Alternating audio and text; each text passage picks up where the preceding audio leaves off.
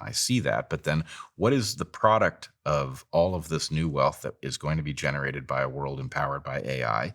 Does it end up so highly concentrated that you have a tiny number of ultra elites and a huge number of people who are utterly dependent on them? What becomes of those people? The learning process, the self-correction process goes through harm in order to get to that more enlightened solution. There's nothing that protects us from the harm phase being so apocalyptically terrible that, we get to the other side of it and we say, well, that was a hell of a correction. Or maybe there's nobody there to even say that. It's Those like a are also on the mousetrap. table.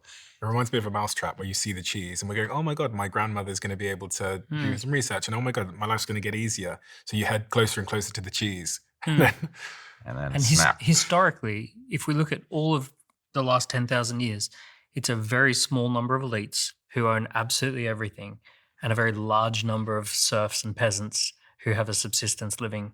If the elites are too greedy and they freeze out the peasants at too high a level and they try to use brutality in order, Pitchforks. eventually it comes back to haunt them. And so what you get is a recognition that you need a system that does balance these things.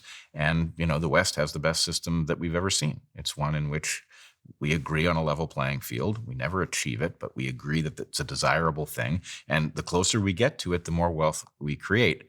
But again, if AI empowers those with ill intent at a higher rate than it empowers those who are wealth creating and pro-social, we may be in for a massive regression in how fair the market that the West Is that your top is. concern versus economic displacement? And I think they're the same thing.